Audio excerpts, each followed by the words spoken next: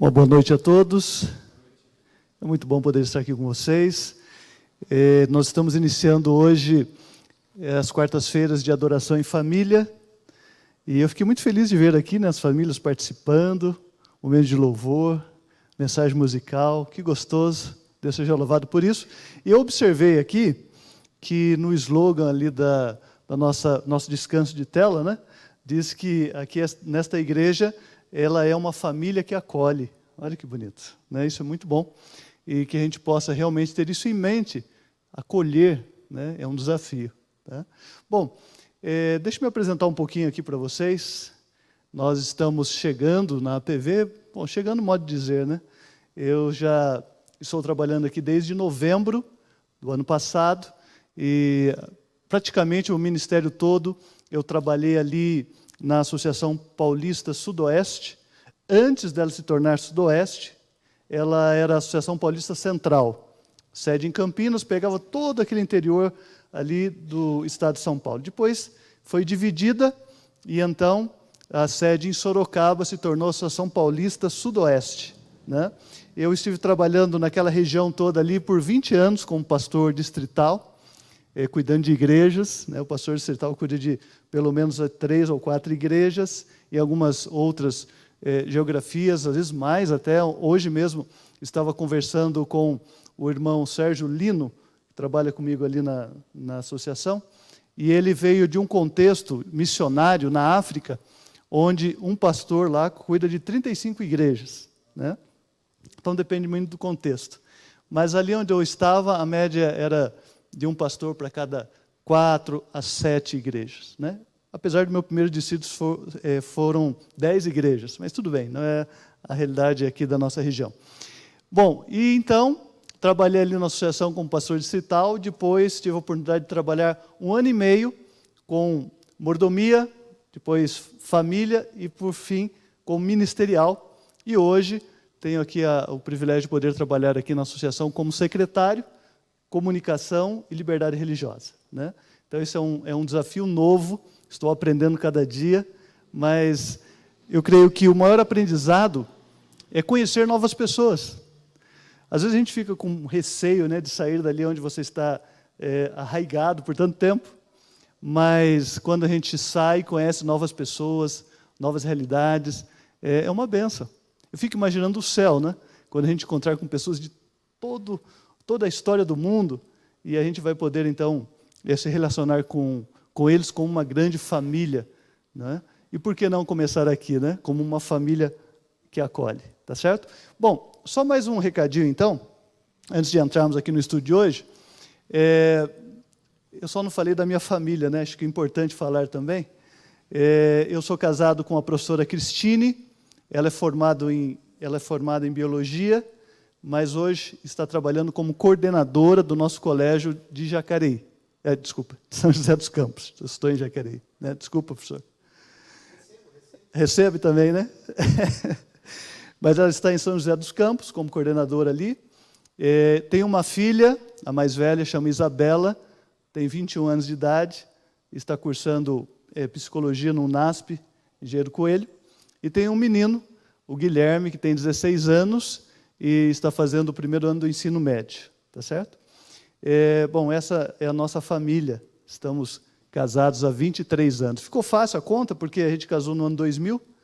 Então, cada ano é um ano. Então, se perguntar, estou no ano 2023, 23 anos, fica fácil a conta, Bom, mas o que eu queria dizer para vocês, antes de entrarmos no estúdio de hoje, é que na próxima semana nós vamos ter aqui também um final de semana de mordomia cristã.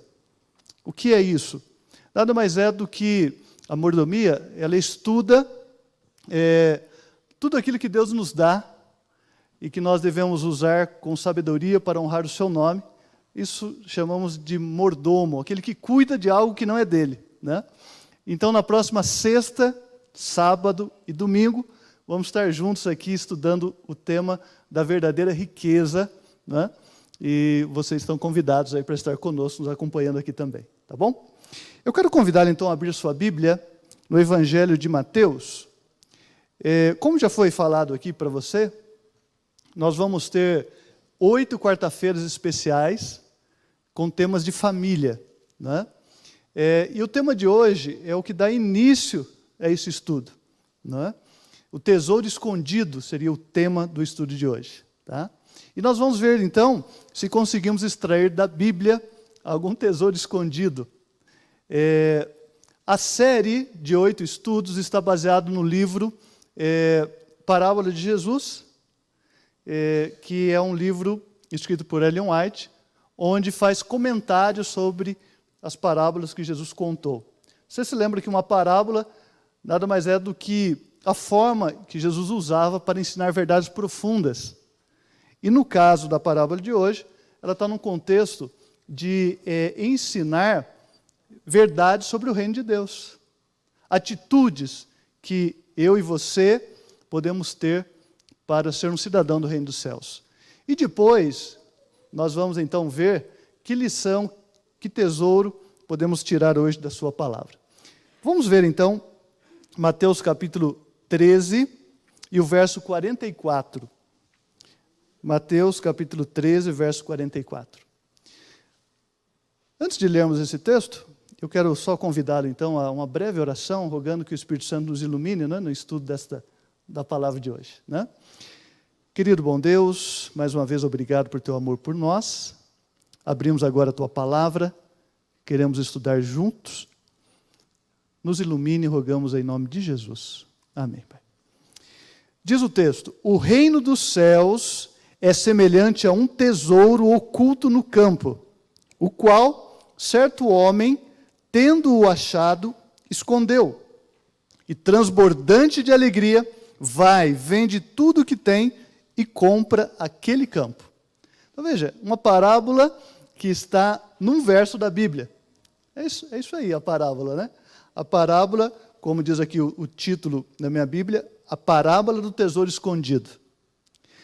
O que essa parábola tem para dizer a nós esta noite? Veja, primeiro, Jesus está dizendo que o reino dos céus é semelhante a um tesouro oculto no campo, né? Que campo é este? É claro que a audiência que Jesus falou essa parábola, ou contou essa parábola, ou usou essa ilustração para ensinar verdades profundas, a audiência entendia um pouquinho do que ele estava dizendo. Naquela época, era comum a pessoa que juntava um pouco de fortuna, comprava joias ou algum tesouro, não tinha o costume de colocar num banco, né? Mas eles às vezes escondiam o tesouro. Pegavam, faziam um buraco e escondiam o tesouro. Só que o que acontecia? Muitas vezes aquela pessoa que escondeu o tesouro, deixou lá, ali, escondido, se mudava ou então morria, né? Porque eles morriam às vezes cedo ali, e o tesouro ficava perdido. Ninguém sabia onde estava. Ele escondeu tão bem, contou para ninguém, e o tesouro ficava escondido. E às vezes as pessoas que viviam ali numa ideia de comunidade rural, estavam trabalhando às vezes, fazendo buraco para plantar alguma coisa, e se deparava com um tesouro. E aqui Jesus estava dizendo então que esse homem, ao encontrar o tesouro, o escondeu e foi, e vendeu tudo o que tinha e comprou aquela terra, para que ele pudesse desfrutar do tesouro, né? Então, ou seja, ele sabia o valor que tinha aquele tesouro, por isso o que ele fez? Se esforçou para comprar o terreno e poder desfrutar do tesouro. Hoje, é claro que a gente não vê isso muito, né?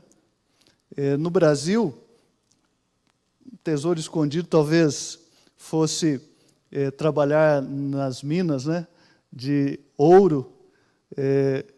Serra Pelada foi um lugar onde muita gente foi em busca de ouro e acabou perdendo a própria vida, né?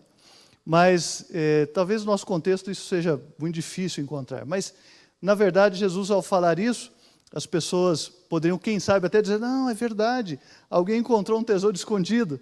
Era comum isso acontecer. Hoje não, no nosso meio.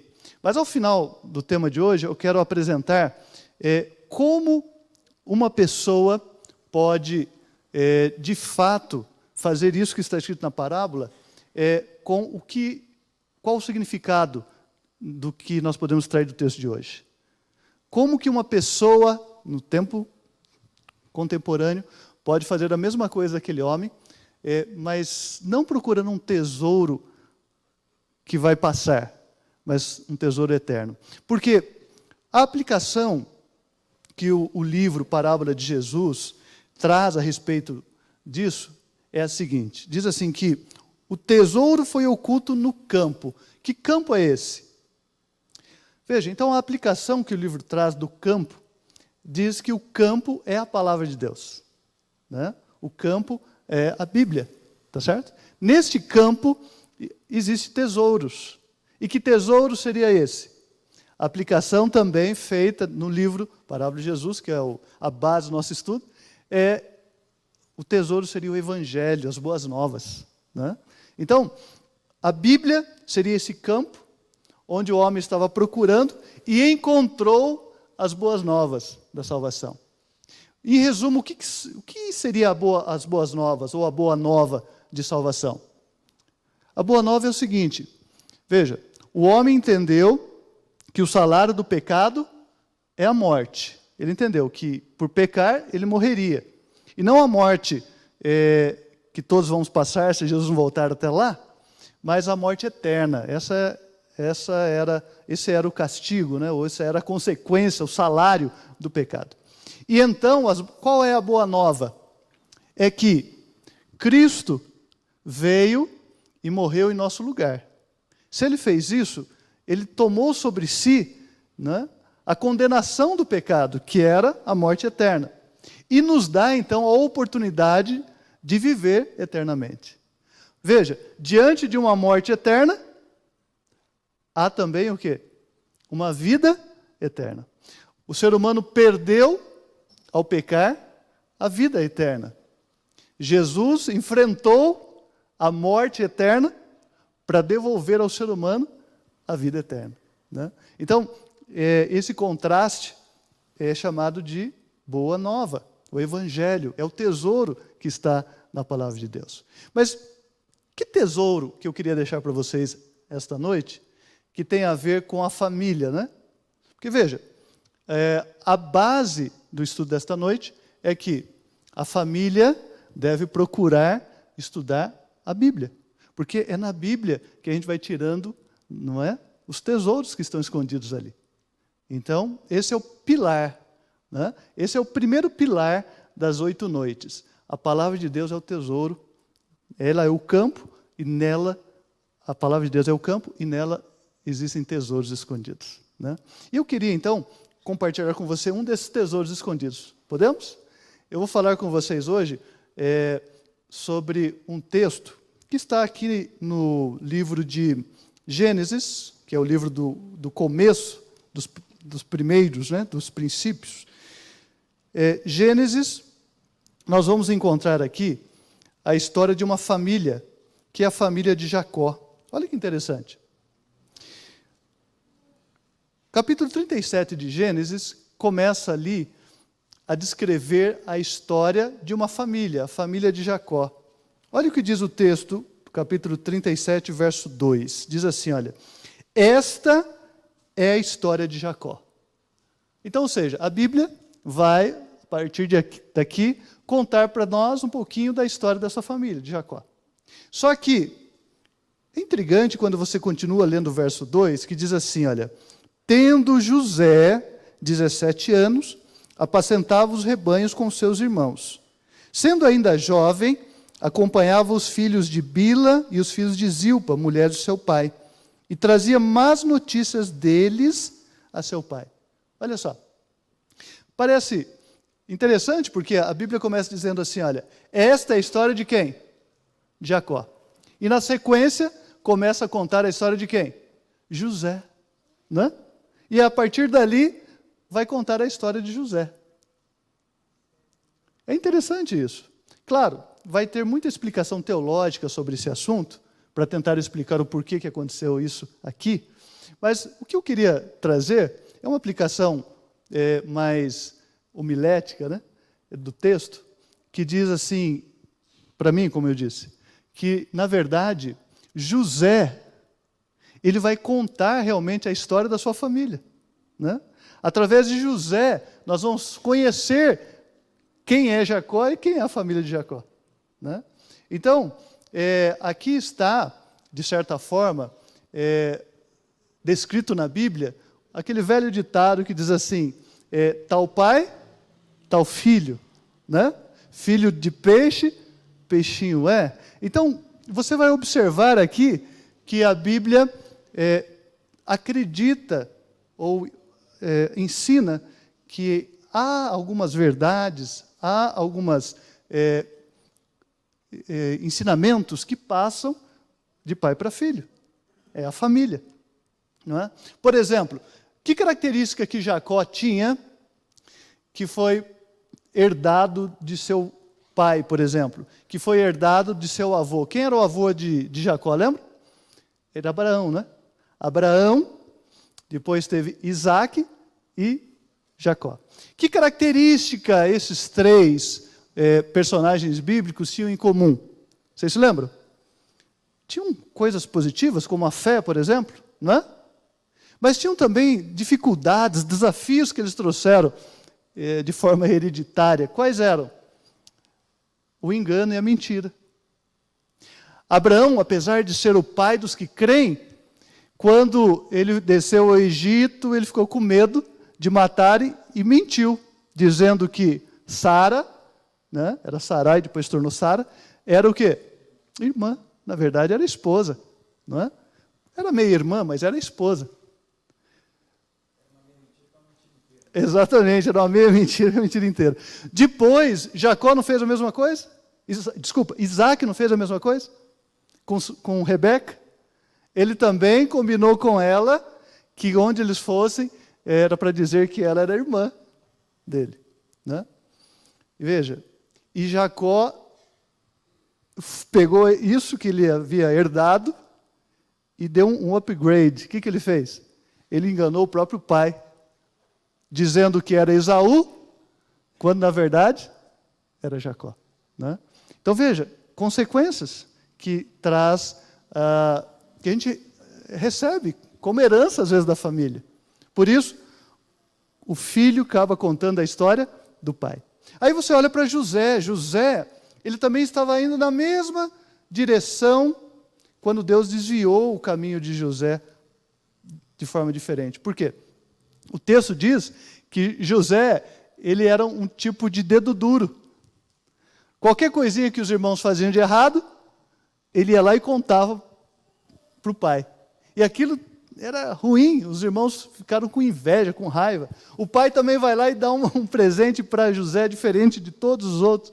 Então, isso foi causando um clima estranho ali na família.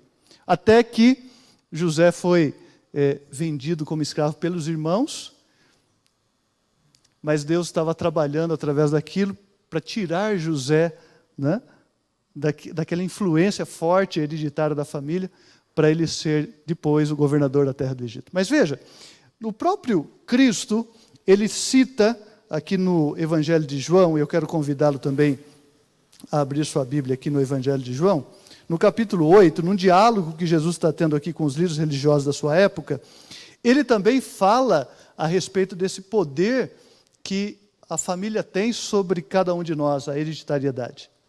Veja, aqui Jesus está discutindo com os líderes religiosos, de repente, no capítulo 8 do Evangelho de João, no verso 39, aqueles líderes olham para Jesus e dizem assim: nosso pai é Abraão. Não é? Eles se consideram filhos de Abraão. Disse-lhe Jesus: bom, se vocês realmente são filhos de Abraão, façam o quê? As obras de Abraão. Ou seja, o filho deve fazer as obras do pai. Não é? A ideia era essa. Mas aí ele continua, no verso 40 aqui, né? Mas agora procurais matar-me, a mim, que vos tenho falado a verdade, que ouvi de Deus, assim não procedeu Abraão. Então aqui, claro, Jesus está trazendo essa força, né, da hereditariedade. Se você está dizendo que seu pai é assim, então faça, pelo menos, como ele, né? Agora, a ideia por trás também, quando Jesus se declara, né, filho de Deus, não quer dizer que Deus é um ser maior, mais forte, e Jesus é um ser inferior. Não. Quando ele está dizendo que ele é filho de Deus, ele está dizendo o quê? Que ele é igual a Deus, igual ao seu Pai. Né? E quando ele diz assim que é filho do homem, ele está se colocando em pé de igualdade com quem? Com a humanidade. Né? Então Jesus é tanto Deus quanto homem. Mas aí ele continua. Olha que interessante.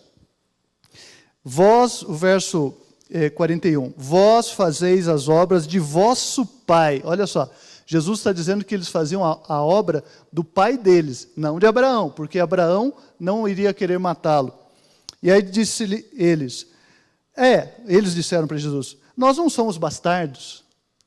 Eles estavam querendo dizer que Jesus não tinha um pai, né? Porque eles não aceitavam o nascimento especial de Jesus.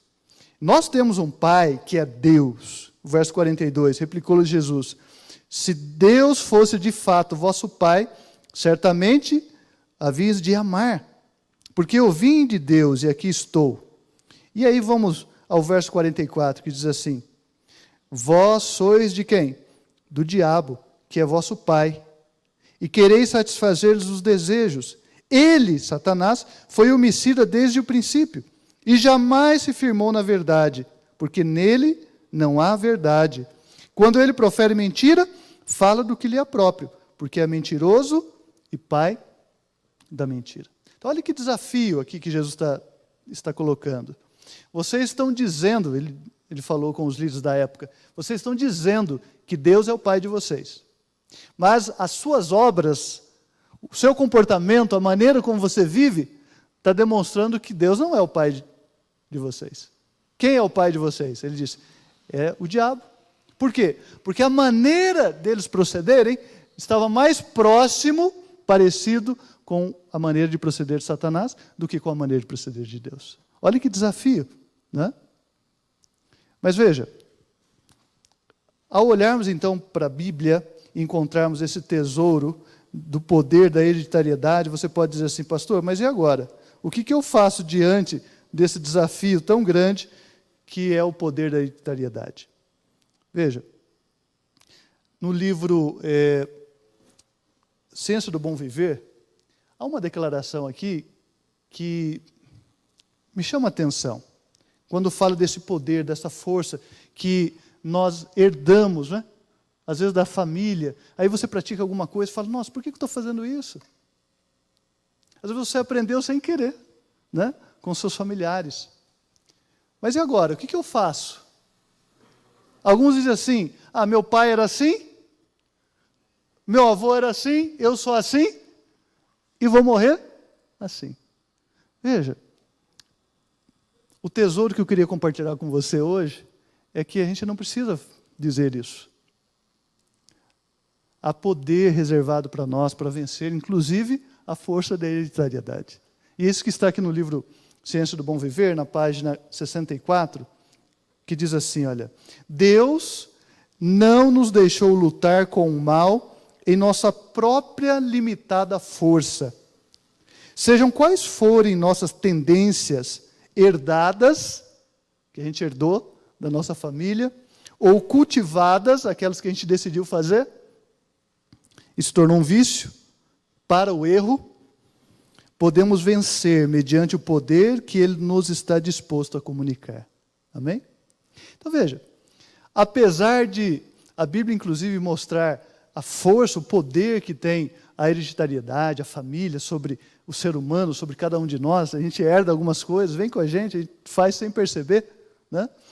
Às vezes eu me pego fazendo algumas coisas que eu falo, nossa, meu pai fazia assim. Meu pai já faleceu, inclusive.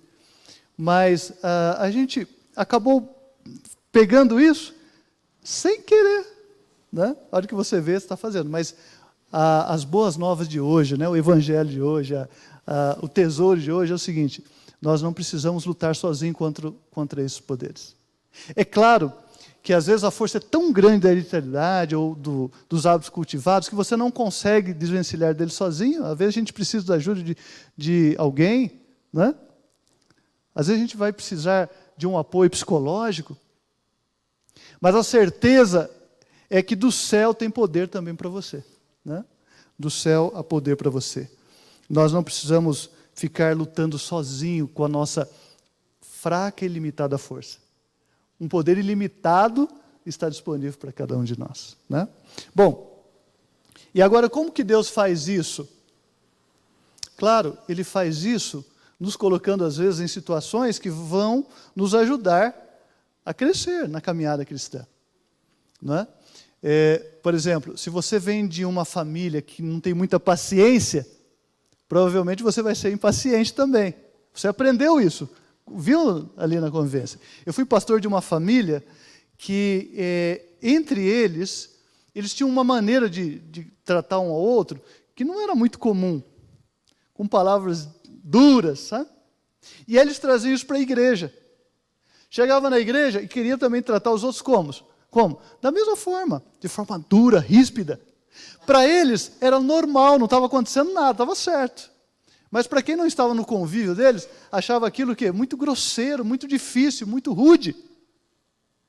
Então veja, que desafio, né? Porque aquilo foi que você aprendeu, é daquela forma que você conviveu com a sua família. E agora? Como mudar isso?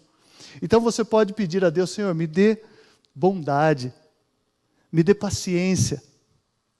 E aí você acha que Deus vai chegar com uma vara assim, né, como se fosse uma fada, e tocar em você, e você no outro dia já está bem, né, bondoso, né, bem paciente, assim com as pessoas. Não é assim que Deus trabalha. Veja, José precisava vencer a força da irritabilidade da família dele. O que Deus permitiu que acontecesse? Que ele fosse vendido como escravo. Sofreu. Quando você vai ver o comentário no livro Patriarcas e Profetas sobre essa viagem de José, desde a sua venda como escravo até o lugar onde ele foi vendido no Egito, ali comenta que ele aprendeu as lições valiosas que ele nunca aprenderia nas tendas do seu pai Jacó. Né? Então, às vezes, Deus ouve a sua oração e fala assim, eu quero paciência, então eu vou colocar você como diretor do colégio. Aí você vai ter que ter muita paciência. Vou colocar você como professor da 5ª série, antiga, né? Agora é o 6º ano. Aí você vai ter que desenvolver paciência. Você não pediu? Vá lá. Né? Então veja, esse é o desafio. Às vezes Deus te dá lugares, né, pessoas, para que você desenvolva a bondade. E você fala, Senhor, eu pedi bondade, não essas pessoas aqui. Ele falou, mas é assim que você vai aprender a desenvolver a bondade. Eu pedi paciência, não esses alunos. Mas é assim que você vai desenvolver a paciência. Né?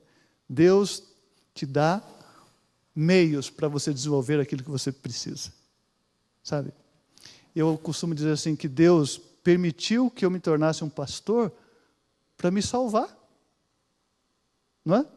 Permitiu que eu fosse pastor por 20 anos em igrejas para aprender a lidar com as pessoas, entender quem sou eu, entender que ninguém é melhor que ninguém, se tornar humilde.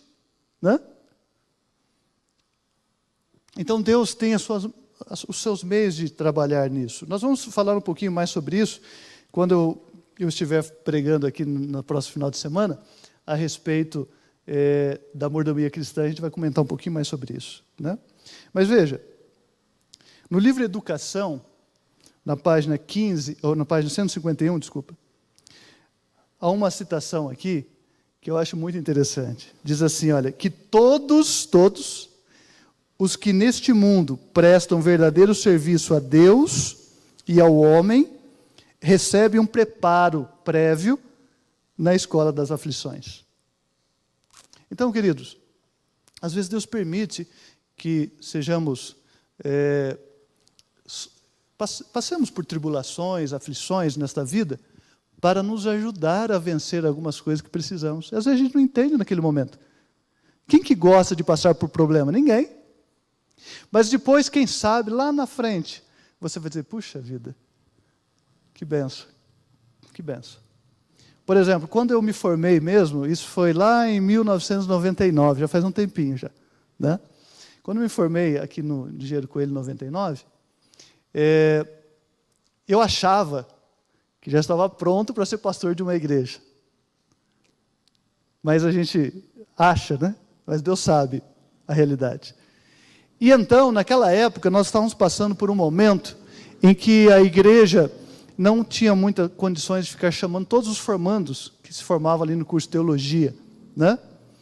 Então, eu me formei, havia uma promessa de chamado, mas nada concreto, assim, chamado que eu digo, para eu trabalhar na obra como pastor, mas, e eu já estava noivo, marcamos o casamento, confiando na promessa.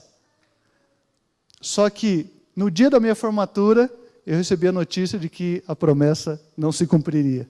Eu não teria um trabalho depois de me formar. Só que o casamento já estava marcado para janeiro. E agora? Eu me casei em janeiro, sem emprego, sem trabalho. Esse foi um desafio, né? Mas, apesar desses desafios todos, Deus cuidou da gente, não deixou a gente desamparado. Mas veja, foram 1 ano e meio sem chamado.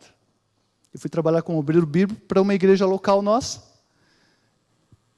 Que desafio, né? Minha esposa dando aula e a gente sobrevivendo, pela graça de Deus, né? E então, quando tudo parecia se encaixar, eu falei, agora já estamos se acostumando aqui com esse meio de vida, não tem chamado até agora. Aí eu falei, bom, agora acho que as coisas se ajeitaram. Mas Deus queria ainda ensinar algumas lições. Aí o que aconteceu? O dinheiro estava apertado, eu combinei com a minha esposa, a gente tinha como chama, um plano de saúde, falando, querida, como a gente não vai ter filhos agora, vamos tirar do plano a obstetrícia. Por quê? Porque quando a gente for planejar ter filhos, a gente coloca de novo. Rapaz, mal sabia eu que Deus tinha outro plano, né? A gente tirou. Tiramos, no mês seguinte ela engravidou.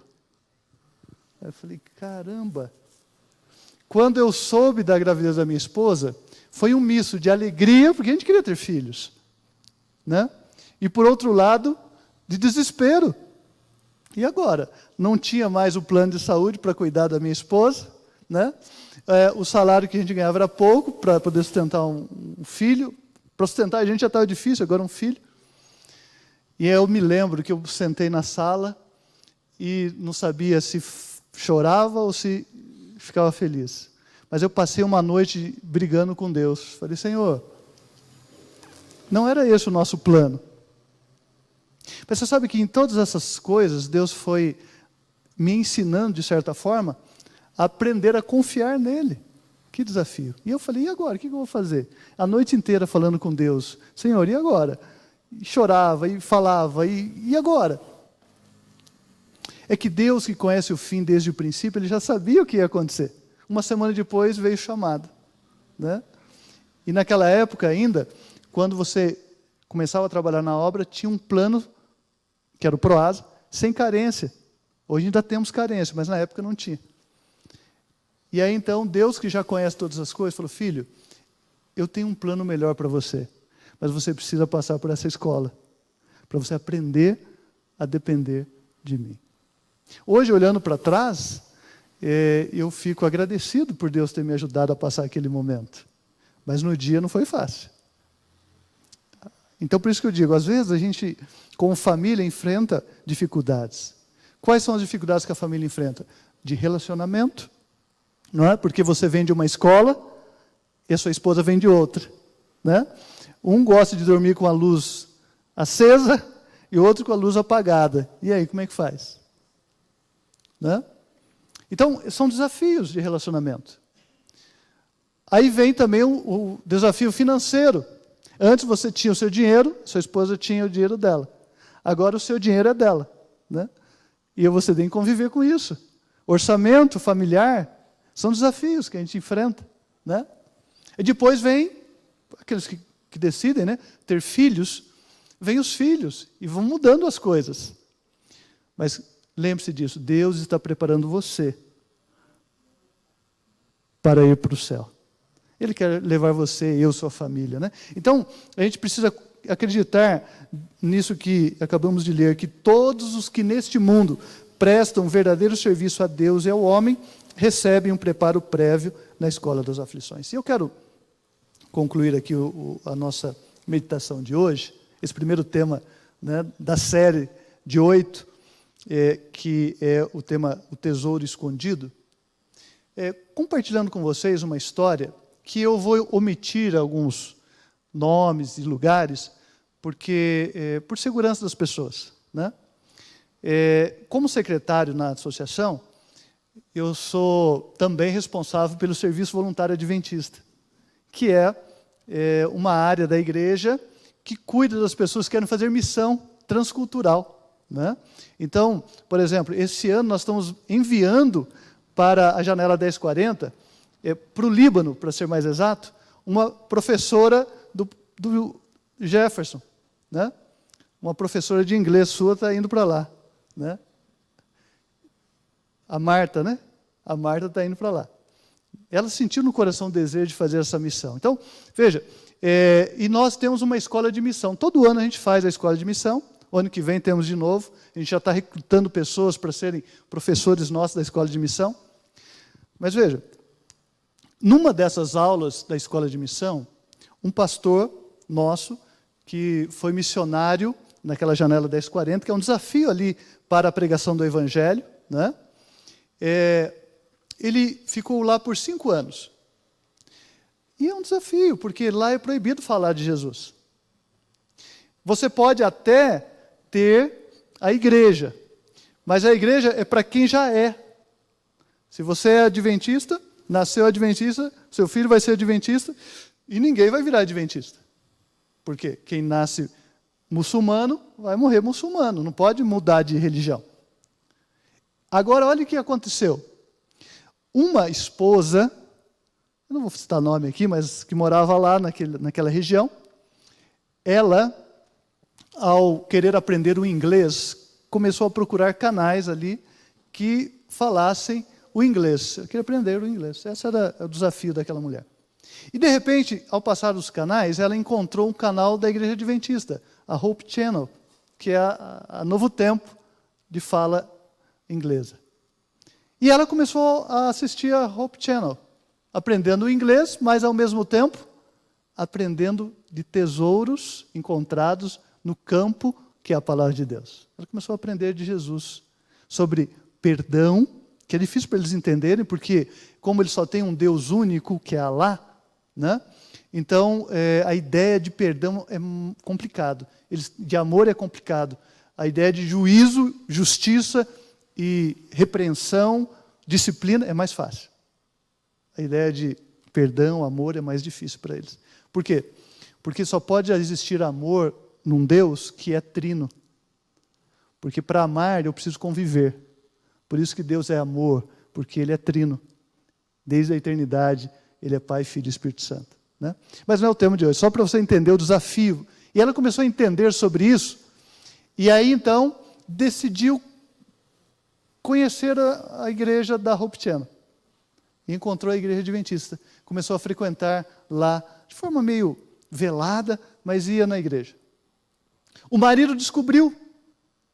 E olha que desafio para a pregação do evangelho nessa região. Por lei, o marido, se descobrir que a esposa está mudando de religião, ele pode matar a esposa. E ninguém vai fazer nada. Olha só. E qual é a justificativa? Ela ficou louca, mudou de religião. Entendeu? Mas, como eles conviviam bem, ele falou, ele não matou a esposa, mas batia nela. Que é quase a mesma coisa, né? Às vezes até pior. Mas ele batia na esposa por ela ir na igreja. Mas ela continuou. Lembra a parábola que nós lemos? Que encontrou um tesouro no campo, vendeu tudo que tinha para comprar o terreno. Aquela mulher fez isso. Ela, mesmo correndo o risco, ela sabia, ela continuou indo à igreja. Ele, por sua vez, depois de bater e proibir, e ver que não estava dando certo, ele decidiu se divorciar dela. Ela não podia pedir o divórcio, só ele. E ele decidiu se divorciar. Então, Ele foi e falou para ela, eu vou me divorciar de você.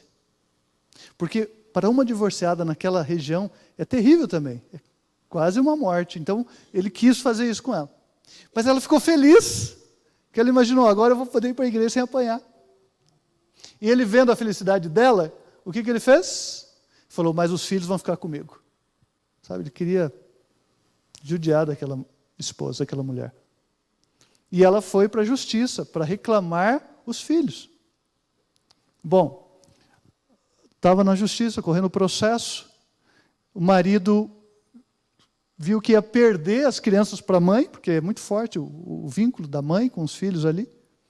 E ele disse para o juiz, não, juiz, ela é louca. Falei, mas como assim ela é louca? Ela está virando cristã. Aí o juiz disse assim, então ela é louca mesmo. Pegou e deu os filhos para ele. Tirou dela a guarda dos filhos, porque ela é louca. Estava virando cristã, é louca. Queridos, que desafio. A filha mais velha tinha 7 anos de idade na época, quando foi tirada da mãe e deixada com o pai. E ela ficou na igreja, foi batizada na igreja adventista. Por quê? Porque ela encontrou um tesouro e ela deixou tudo que tinha, vendeu tudo por aquele tesouro que ela encontrou na palavra de Deus. Que desafio, né? Que entrega. Queridos, mas olha só que interessante. Aquela mulher começou então agora a trabalhar como obreira bíblica da igreja, falando dessas verdades que ela aprendeu. A filha dela, quando completou 13 anos de idade, começou a frequentar a igreja também. E aí, ela foi na justiça de novo, para tentar trazer os filhos de volta. E mais uma vez o juiz falou, mas você não é louca? Aí ela insistiu com os advogados e conseguiu, mas não para ela, porque era louca. Ela virou cristã. Ela conseguiu a guarda para a mãe dela, que era muçulmana. E aí então começou a dar estudo bíblico para a filha. E esse pastor teve o privilégio de batizar a mãe e a filha, para a honra e glória de Deus. Mas que desafio, né? Eu fico imaginando, às vezes, nós temos liberdade de religião e culto aqui. Ninguém vai apanhar do esposo por vir à igreja, né? Pelo menos se espera isso. Tá? Mas veja, às vezes a gente não dá o valor que esse tesouro merece. O valor dos tesouros escondidos na palavra de Deus. Aquela mulher deu a própria vida, né? Ela abandonou tudo quando encontrou o tesouro do Evangelho, né? Sabe, quando eu ouvi essa história, eu falei assim, puxa vida, quão pouco às vezes a gente faz, né? Quão pouco. Mas veja, a verdade da palavra de Deus, as boas novas, o Evangelho de Deus, é o seguinte, há poder para todos que precisam. Está aqui na palavra de Deus. Então, essa noite, ao irmos de volta para casa, pense nisso. Qual o valor que eu estou dando a esses tesouros encontrados na palavra de Deus? Que valor eu estou dando para esse poder disponível para transformar corações? Para dar forças para vencermos hábitos arraigados, né? Dar força para sermos transformados de um ser humano à imagem e semelhança do pecado, a um ser humano à imagem e semelhança de Deus. E eu não poderia deixar de encerrar aqui a minha fala lendo com vocês um texto do livro Atos dos Apóstolos, tá? Eu vou encerrar com esse texto. O livro diz assim, página 476. Mediante o poder de Cristo, veja, não o meu poder, é o poder de Cristo que está na palavra, mediante o poder de Cristo, homens e mulheres têm quebrado a cadeia do hábito pecaminoso, têm renunciado ao egoísmo, o profano tem se tornado reverente, o bêbado sóbrio, o pervertido puro, almas que tinham estampado em si a semelhança de Satanás, têm se transformado à imagem de Deus. Que Deus te abençoe, meu querido.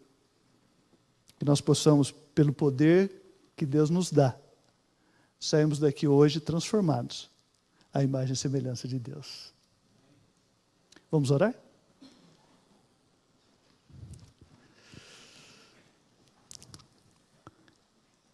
querido bom Deus, obrigado, Pai, porque a Tua palavra é um campo fértil, e é um campo que esconde tesouros maravilhosos, Pai. Hoje ouvimos que o Senhor tem um poder disponível a cada um de nós.